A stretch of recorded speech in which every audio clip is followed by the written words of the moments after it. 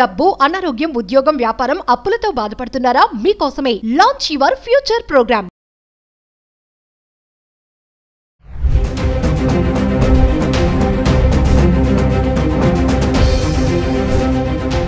నమస్తే, welcome back to Suman TV. ప్రస్తుతం మనతో పాటు ఉన్నారు ఫ్యామిలీ కౌన్సిలర్ రజనీ రామ గారు. నమస్తే మ్యామ్. నమస్తే మ్యామ్, తమిళనాడులో డౌరీ అరేంజ్మెంట్ అమ్మాయి ఒక మెసేజ్ చేసిందంట. నాన్న, నా వల్ల కాదు, ఇంకా నేను చనిపోతున్నాను. వాళ్ళు ఏదైతే తల్లిదండ్రులు కట్నంగా ఇచ్చారో 70 లక్షల విలువ గల కారు, ఆ కారులోని సూసైడ్ చేసుకుంది. 70 లక్షల కారు, 80 తులాల బంగారం, ఇంత కట్నం ఇచ్చినా కూడా వాళ్ళకి ఇంకా ఆ దాహం అనేది తీరక ఇంకా పట్టరంటే ఆ టార్చర్ భరించలేక అమ్మాయి సూసైడ్ చేసుకోవడం జరిగింది. అంటే ఇక్కడ తల్లిదండ్రులు తప్ప అనుకోవచ్చా మేడం? అంటే అంతంత కట్నాలు ఎందుకు ఇచ్చి పెళ్లిళ్ళు చేస్తున్నారు? ఎందుకు వాకప్ చెయ్యరు? అసలు వాళ్ళ గురించి ఒక పిల్లని ఇస్తున్నామంటే ముందు వెనక అటు 7 తరాలు ఇటు 7 తరాలు అనేసి అప్పట్లో వినేవాళ్ళం మనం. అలా చూడకుండా అబ్బాయి అందంగా ఉన్నాడా, ఆస్తిపాస్తులు బాగున్నాయా, మా అమ్మాయి సుఖంగా ఉంటుందని చేసేస్తున్నారు కదా. ఇక్కడ ఎవరు తప్ప అనుకోవచ్చు అంటారు? ఇవ్వకూడదండి. ఇంకా ఆ సిస్టమ్ తీసేయాలంటే తల్లిదండ్రుల నుంచే స్టార్ట్ అవ్వాలి. ఎందుకంటే మా అమ్మాయి ఉద్యోగం చేస్తుంది కాబట్టి అనే రీజన్ అక్కడ పెట్టకండి. ఉద్యోగం చేయని అమ్మాయిల పరిస్థితి ఏంటి మరి? వాళ్ళు ఇవ్వమని అర్థమా? అయితే పాక్షికంగా ఓకే, మీ అమ్మాయి ఉద్యోగం చేస్తుంది కాబట్టి మేము ఇంకేమి ఇవ్వాలి, పెళ్లి చేసి పంపిస్తాం అన్న వాళ్ళ వాదన పక్కన పెడితే, మరి ఎక్కువగా చదువుకోకుండా ఉద్యోగం చేయకుండా ఉన్న అమ్మాయి తల్లిదండ్రుల పరిస్థితి ఏంటి, అమ్మాయి పరిస్థితి ఏంటి? ఇవ్వాలా? ఇస్తే మీరు ఒక ముద్ద పెడతారా? ఆ డబ్బు అంతా మీరు వాడేసేసుకుని మరి ఆ నగలన్నీ మా దగ్గర పెట్టు అని చెప్పి అలా చేసేవాళ్ళు కూడా ఉన్నారు కదా. నీ నగలన్నీ మా లోపల పెట్టు అంటారు కొంతమంది అనరు, వాళ్ళే ఉంచుకుంటారు అమ్మాయి వాళ్ళు. మరి ఇలా ఎందుకు చేస్తున్నారు? ఇవ్వకూడదు వీళ్ళు అసలు. ఎందుకంటే మేము కూడా ఎంతో కొంత చదివించాము, మరి ఎంతో విద్యాబుద్ధులు అన్నీ నేర్పించాము. ఉద్యోగం చేసుకుంటే చేసుకుంటుంది, లేదు చేయకపోతే ఆమె కెపాసిటీకి, ఆమె క్వాలిఫికేషన్కి ఉద్యోగం లేదు, ఆ అమ్మాయి చేయలేదు. మరి మీకు ఇష్టమైతే చేసుకోండి, పిల్ల మంచిది, మీకు ఇంట్లో పనిపాట్లు కానీ మీకు సహకరిస్తుంది అన్ని విధాలా. మీకు ఒక భార్య కావాలి కదా, పనిపాటలు చేస్తుంది మా అమ్మాయిని పంపిస్తున్నాం అని కాదు. ఇక్కడ మేము నేర్పినవి అవి. చాలామంది చూడండి, కాఫీ కూడా పెట్టరు ఇంట్లో, ఒక ఉప్మా చేయరు, ఒక ఆమ్లెట్ వేయరు, అది కూడా మొగుడు చేయాలి. అరే నువ్వు చేయరా మొగుడిని. మరి కొంతమంది అంత సుకుమారంగా పెరిగిన వాళ్ళు కూడా ఉన్నారు, ఉల్లిపాయలు కూడా కట్ చేయడం రాదు. ఎందుకు కట్ చేయకపోవాలమ్మా? ఎందుకు కట్ చేయకపోవాలి? ఉల్లిపాయ తింటావా? ఉల్లిపాయ కట్ చేయలేవా? మరి చాలామంది అంటారు నేను పచ్చిమిరపకాయ కూడా కట్ చేసి ఎరగను. పచ్చిమిరపకాయ కట్ చేసింది నీవు ఎరగవు కానీ అన్నీ తింటావు. అన్నీ తినేదానివి, అది వండుకుని నేను తినాలి అనే జ్ఞానం కూడా నీకు ఉండాలి కదా. ఇప్పుడు పెళ్లి చేసుకోకుండా నువ్వు బ్యాచులర్గానే ఉన్నావు అనుకుందాం, నీ వంట నువ్వు చేసుకోవా? జీవితకాలం చచ్చిపోయే వరకు బయట హోటల్ నుంచి తెచ్చు తింటే 5 ఏళ్లలోనే చచ్చిపోతావు, జీవితకాలం నువ్వేం బతికొండవు. అలాంటప్పుడు నువ్వు ఏదో ఒకటి వండుకు తినాలి ఇంట్లో, మరి అప్పుడు నేర్చుకోవా? మరి ఆ మాటలకు అర్థం ఏంటి? పొగరబట్టిన మాటలు కదా అవి. మేము పచ్చిమిరపకాయ కూడా కట్ చేయం, మా అమ్మాయికి పప్పు అంటాం రాదు, మా అమ్మాయికి ఆమ్లెట్ వేయటం రాదు, ఇటు మంచినీళ్ళ గ్లాస్ తీసి అటు పెట్టదు అంటే పొగరు.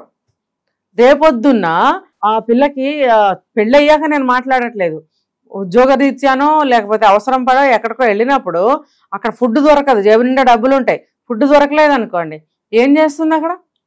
ఏం చేస్తుంది? మనిషి అన్న తర్వాత ఆకలి డప్పులు ఉండవా? మరి తన కోసమైనా నేర్చుకోవాలి కదా, ఎవరి కోసం నేర్చుకుంటుంది? అంటే మేడం, ఇక్కడ ఈ డౌరీ అరేంజ్మెంట్ కేసులో చూసుకుంటే మీరు అన్నట్టుగా కట్నము ఇచ్చే వాళ్ళు తప్పు ఉంది పేరెంట్స్. ఇంకోటి ఏంటంటే ఆడపిల్లల్ని ఈ రోజులో చూస్తున్నాం కదా, ఎంత స్ట్రాంగ్ గా పెంచుతున్నారు ఆడపిల్లలు. అంటే వాళ్ళకి పెళ్లి చేసి పంపారు అంటే అమ్మాయికి మెచ్యూరిటీ వచ్చింది కదా మైండ్ సెట్ లో కూడా. అయినా సరే వాళ్ళు ఏదో టార్చర్ చేశారని చెప్పి ఎందుకు తిరిగి వచ్చేస్తే తల్లిదండ్రులు అయితే గెంటేరుగా వచ్చింది అనుకోండి, మళ్ళీ కళ్ళలో పెట్టుకుని చూసుకుంటారు కదా పేరెంట్స్. ఆడపిల్లలు కూడా అంత ఆత్మస్థైర్యంగానే ధైర్యంగానే ఎందుకు ఉండట్లేదు? మీరు చెప్పినట్టు స్ట్రాంగ్ గా పెరిగేవాళ్ళు పెరుగుతున్నారు. కొంతమంది ఎలా ఉంటారో చెప్పనా, ఇంట్లో వాళ్ళ మీద గైగేమని అరుస్తూ ఉంటారు, బయట నోరు పేగలదు. మొహమాటము, భయము, ఏమన్నా అనుకుంటారేమోనన్న అదొక సంకోచము, ఎలా జవాబు చెప్పాలో చేతకానితనము, ఇవన్నీ ఉన్న ఆడపిల్లలు బయట నోరిప్పలేరు, పడుతూ ఉంటారు. మళ్ళీ వాళ్ళ అమ్మల దగ్గర ఇంటికి వచ్చేటప్పుడు గయ్యమని లెగుస్తారు. ఇక్కడ బయట గడప దాటితే మాట్లాడలేరు, అందరూ ఈమెనే ఒత్తుతూ ఉంటారు అనమాట. అలాంటి పిల్లల్ని కూడా నేను చాలా మందిని చూశాను. ఇంట్లోనే కానీ నోరు బయట ఉండదు. అలా మగ పిల్లల్లో కూడా చూస్తాం దాన్ని. అంటే ఒక వయసు వచ్చే వరకు ఏం తెలియదు అనుకుందాం, కొంచెం వయసు పెరిగిన తర్వాత ఎవరికి వాళ్ళకి తెలియాలి కదా, నేనేంటి ఇలా ఉన్నాను, నా తోటి ఆడపిల్లలందరూ ఇలా ఉన్నారు, మరి సినిమాల్లో బోర్డు చూపిస్తున్నారు, టీవీల్లో బోర్డు చూపిస్తున్నారు, మరి ఇవన్నీ చూసి నేను మారాలి కదా. ఇప్పుడు సోషల్ మీడియాలో చూసి ఇది క్షణంలో మారిపోతున్నారుగా. మరి ఎన్నో చూస్తున్నప్పుడు నేను ఎలా ఉండాలి, ఆ లోకానికి ఆ జీవిత పాఠాలు నేను నేర్చుకోవాలి, లోక జ్ఞానం కలిగి ఉండాలి అనే జ్ఞానం వాళ్ళకి ఎందుకు రావట్లేదు? ఎందుకు రావట్లేదంటే అసలు దాని మీద ధ్యాస లేదు. మేము చదివామా, సాఫ్ట్వేర్ ఉద్యోగం చేసామా, కాస్త డబ్బులు తెచ్చుకొని మేము ఒక కారు కొనుక్కున్నామా, మా అమ్మకి బట్టలు కొన్నామా, మా నాన్నకి ఇంకోటి కొన్నామా, ఇద్దరిని కలిపి సినిమాకి తీసుకెళ్ళామా, లేకపోతే ఫుడ్ కోర్ట్కి తీసుకెళ్ళామా, ఇవేనండి అన్నీ చూస్తున్నాం. అమ్మని వెనకాల స్కూటీ మీద ఎక్కించుకుని బజార్లు తిరిగామా, అది గొప్ప అమ్మ కూడా ఫీల్ అయిపోతుంది. అది ఎంతవరకు అంతవరకే. అసలు లోకజ్ఞానము, బతక నేర్చిన తెలివితేటలు అత్తగారింట్లో ఎదిరించమని కాదు చెప్పేది. నీకు సమస్య వచ్చినప్పుడు నువ్వు ఎలా సమయస్ఫూర్తిగా ప్రవర్తించాలి, నిజంగా నీ చేయి దాటిపోయిన స్థితే వస్తే నువ్వు ఎలా బయటపడాలి.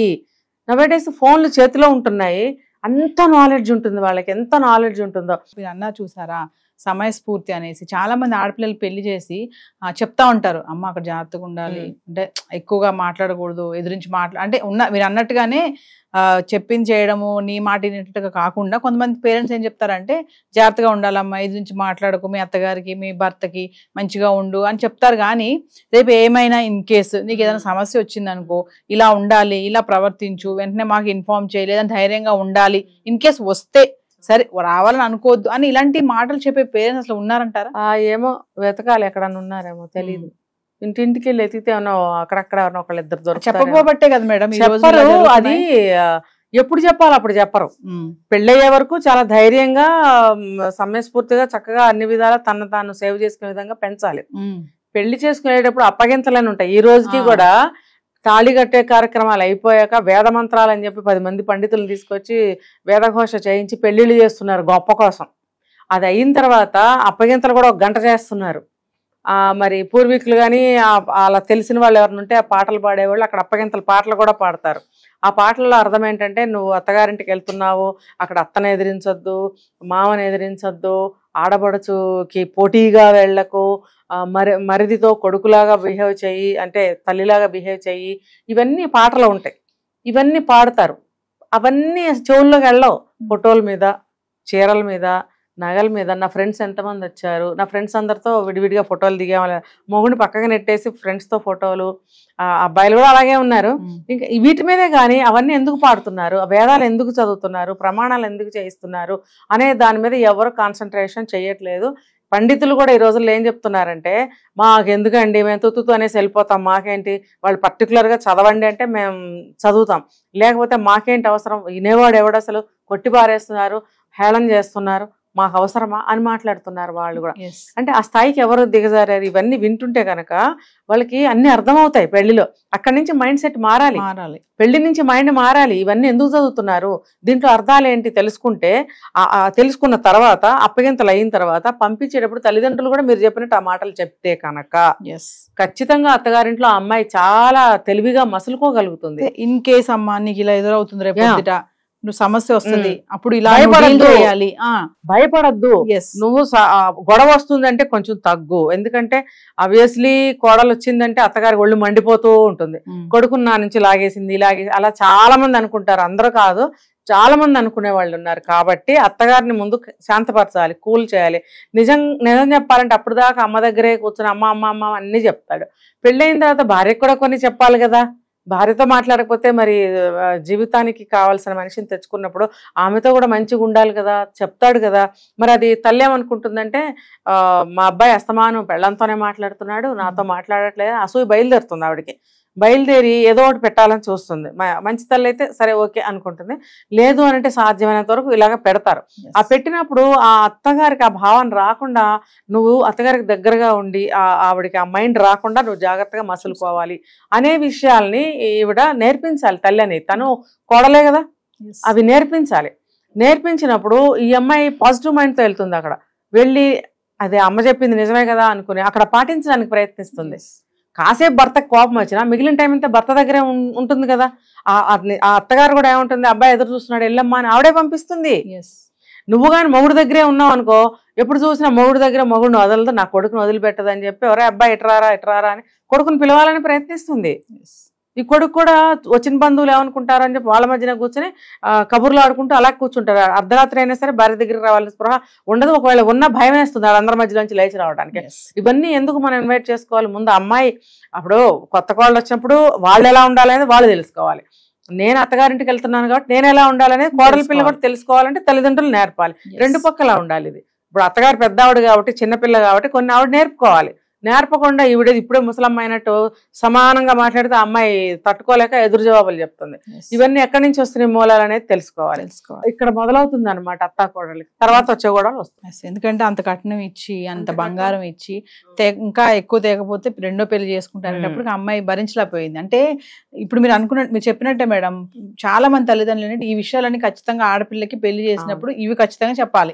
నేను ఇలా కట్నం కోరుకునే వాళ్ళందరికీ ఏం చెప్తున్నానంటే, తినటానికి గతి లేదా మీకు? జోలె పట్టుకుని అడుక్కుని తింటున్నారా? రోజు మీరు అన్నం కూర వండుకుని తింటున్నారా? జోలె పట్టుకుని అడుక్కుని ఆ స్టేజ్ ఉందా మీకు?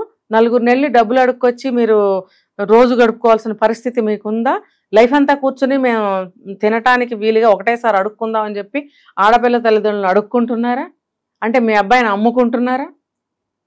ఇది నేను సూటిగా ప్రశ్నిస్తున్నాను. మీ అబ్బాయిని అమ్ముకొని ఆ వచ్చిన ఆ సొమ్ముతోటి మీరు జీవితం గడపాలనుకుంటున్నారా?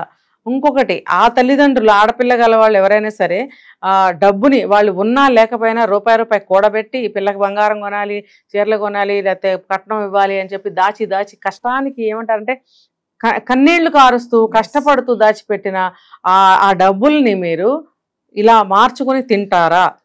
అది మీకు శ్రేయస్సా అని నేను అడుగుతున్నా. రెండోది, మీకు గతి లేదా? మీరు అడుక్కుని తింటున్నారా? నేను సూటిగా ప్రశ్నిస్తున్నా. మీరు అడుక్కు తినే స్టేజ్లో ఉన్నాము అని అంటే బయట భిక్ష అడిగితే ఎవరైనా పెడతారు. ఆడపిల్ల తల్లిదండ్రులని వెళ్ళి మాకు కట్నం ఇవ్వండి అని అడుక్కోకండి. ఈ విషయంలో అబ్బాయిలందరికీ కూడా నేను చెప్పేది, మీరు అమ్ముడు పోకండి. మీ తల్లిదండ్రులకు తెలియ ఆచారం ఆచారం ఆచారం సాంప్రదాయం అని అంటారు, కానీ ఆచార సాంప్రదాయాలు కూడా ఇప్పుడు అన్ని ఆచారాలు పాటిస్తే ఇవి కూడా పాటించాలి. ఏవి పాటిస్తున్నారు మీరు? తల్లిదండ్రులు చెప్పినవి ఏమి వింటున్నారు మీరు? ఈ ఒక్క విషయంలో వీని కట్నం ఎందుకు తీసుకుంటున్నారు? ఇప్పుడు తర్వాత రెండో పెళ్లి అన్న మాట మీరు మాట్లాడారు ఇందాక. రెండో పెళ్లి అంటే అది ఆ అబ్బాయి మనసులో నుంచి వచ్చిందా? కానే కాదు.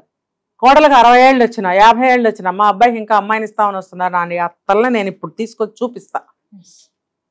నోరు కొవ్విపోయి కొడుకు 60 ఏళ్ళు 70 ఏళ్ళు వచ్చినా కూడా రెండో పెళ్లి చేస్తా అనే తల్లిని ఏం చేయాలి? అలాంటి తల్లులు మన సమాజంలో చాలా మంది ఉన్నారు. అలా భావాలు ఉంటే కొడుకులు మాట్లాడరా భార్యని? అత్తలే డైరెక్ట్గా అంటారు. అవి విని కొడుకులు కూడా మాట్లాడతారు. అంటే మీరు ఎంతకాలం అయినా సరే కాపురం చేసిన తర్వాత, బిడ్డలు పుట్టిన తర్వాత మీరు మాకు ఇంకా పిల్లనిస్తామని వస్తున్నారు, లేకపోతే ఎక్కువ కట్నం తేకపోతే నేను రెండో పెళ్లి చేసుకుంటాను అని బెదిరింపులా? మీరు అడుక్కు తినాలనుకుంటే బయటకు వెళ్ళి 10 మంది దగ్గర జోలి పట్టండి, అడుక్కుని బతకండి. ఒకళ్ళ ఆస్తులు కన్నీటితో కూడబెట్టిన డబ్బు మీకు శ్రేయస్సిస్తుందా? అలాంటి లక్ష్మి మీ దగ్గర నిలబడదు. చెప్తారు ఒక సామెత, అన్యాయంగా సంపాదించింది రూపాయి కూడా మన దగ్గర నిలబడదు, రెండోసారి ఏదో ఒక రూపంలో వెళ్ళిపోతుందంట. మరి ఇది అన్యాయ సొమ్మే కదా. అన్యాయ సొమ్ము మీ దగ్గర ఎలా నిలబడుతుంది? అన్ని నమ్ముతారు, ఇలాంటివి నమ్మరా? కాబట్టి నేను అబ్బాయిల తల్లిదండ్రులకి చెప్పేది ఇదే, మీకు గతి లేదు, పూటకు గతి లేదు, మాకు ఈ పూట ముద్ద లేదంటే 10 మంది దగ్గర అడుక్కుని తినండి. నాకు కూడా కొడుకులు ఉన్నారు, నేను కూడా ఆ కోవలాకే వస్తా, కొడుకులున్న తల్లిని. అయినా నేను ఎందుకు చెప్తున్నాను? వద్దు, మనకొద్దు అటువంటి శాపాలు మనకొద్దు, ఆడపిల్లల తల్లిదండ్రుల శాపాలు మనకొద్దు, ఒకళ్ళ సొమ్ము మనకొద్దు. మనం ఇంతకాలం బతికాంగా, ఏదో ఒకటి సంపాదించుకుని మన ముద్ద మనం తిన్నాంగా, మనకు ఒక ఆడపిల్ల ఉంటే పెళ్లి చేసి పంపాంగా. అలాగే వాళ్ళు ఎలాగోలా పెళ్లి చేసి పంపిస్తారు. మనకు తెలుసు ఇందులో ఉన్న కష్టం, మరి ఎదుటి వాళ్ళని ఎందుకు కష్టపెట్టాలి? ఆడపిల్ల పెళ్లి ఎంత ఎలా ఉంటుంది అనేది. అబ్బాయి పెళ్లి అనే రోజుల్లో సమానమే. అమ్మాయి పెళ్లికి 10 లక్షలు ఖర్చు పెడితే అబ్బాయి పెళ్లికి 20 లక్షలు ఖర్చు అవుతుంది. రెండు సమానమైపోయినాయి. ఆడపిల్ల వాళ్ళు కష్టపడిపోతున్నారు, లక్షలు కూడబెట్టి వీళ్ళకిస్తున్నారు అంటే ఇది రెండో కోణంలో మాట్లాడుతున్నా అని ఆడపిల్లల తల్లిదండ్రులు అనుకోవాల్సిన అవసరం లేదు, మగపిల్లల తల్లిదండ్రులు కూడా అవుతున్నాయి. అయితే ఇద్దరు పిల్లలకి పెళ్లిళ్ళు చేసుకోవాలి కాబట్టి మీరు ఇంత ఖర్చు పెట్టుకోవాలనుకుంటే ఇంత ఖర్చు పెట్టుకోండి, మా దగ్గర లేదు అంటే ఎంత ఖర్చు పెట్టుకోవాలంటే ఎంత ఖర్చు పెట్టుకోవాలి, అది మీ ఇష్టం, మీ చాయిస్. అది ఎవరు మిమ్మల్ని ఒత్తిడి తీసుకురారు. అంతేగాని ఆ కట్నం రూపంలో ఆడపిల్లల తల్లిదండ్రుల్ని పెండటం వల్ల ఒరిగేది ఏం లేదు, శాపాలే దొరుకుతాయి. మీ అబ్బాయి సుఖశాంతులతో ఉండలేడు, గిల్టీతో బతకాల్సిందే జీవితకాలం. చివరికి ఇప్పుడు ఇందులో ఈ హత్య, మరి నిండు జీవితం ఆ పిల్ల అలా ఎందుకు చేసుకోవాల్సి వచ్చింది? ఏవో కొన్ని గొడవలు అవుతాయి లోపల. ఆ అమ్మాయి కూడా ఏదో 4 మాటలు అంటే అని ఉండొచ్చు కాక, కానీ ఫైనల్గా ఏం జరిగింది? ఆత్మహత్య. వాళ్ళు ఇచ్చిన కారులోనే ఆత్మహత్య చేసుకుంది అని అంటే లోకానికి కనపడేది ఒకటే, లోపల ఏం జరిగింది అనేది ఎవరికి అనవసరం. అసలు సాక్ష్యాలే నిదర్శనం. ఆ సాక్ష్యం ఉంటే చాలు నమ్ముతారు. మరి ఆ సాక్ష్యం కూడా మీరు మిగిల్చారుగా, చివరికి మీకేం మిగిలింది? జైలు జీవితం. అక్కడికి వెళ్ళి మళ్ళీ చెప్పకూడే. ఇప్పుడు అయిందా?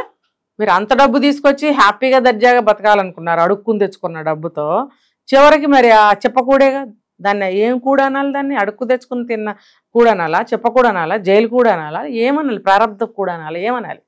కాబట్టి అర్థం చేసుకోండి ప్రతి ఒక్కళ్ళు. మీరు 10 లక్షలు ఖర్చు పెట్టాలి మీ అబ్బాయి పెళ్లి కంటే, ఖర్చు పెట్టేది మీ ఇష్టం, కానీ అవతల వాళ్ళ నుంచి 10 లక్షలు కట్నం గుంజాలని మాత్రం మీరు అనుకోకండి. మీరు కూడా రూపాయి ఖర్చు పెట్టి పెళ్లి చేసుకోండి. వాళ్ళు ఏమన్నా అన్నారా? గుళ్ళోకి తీసుకెళ్తే ఆవిడ కట్టించండి, రిజిస్టర్ మ్యారేజ్ చేయండి, మీరు ఆ డబ్బులు కూడా ఖర్చు అవ్వకూడదు అనుకుంటే. అంతేగాని అమ్మాయి దగ్గర నుంచి కట్నాలు మీరు తీసుకోకండి. అమ్మాయిలు తల్లిదండ్రులు మీరు కూడా ఇవ్వకండి. ఎందుకు ఇస్తున్నారు? మీ అబ్బాయికి పెళ్ళాం కావాలి కాబట్టి మా అమ్మాయి మంచిది చేసుకోండి అనండి, సరిపోతుంది. Thank you.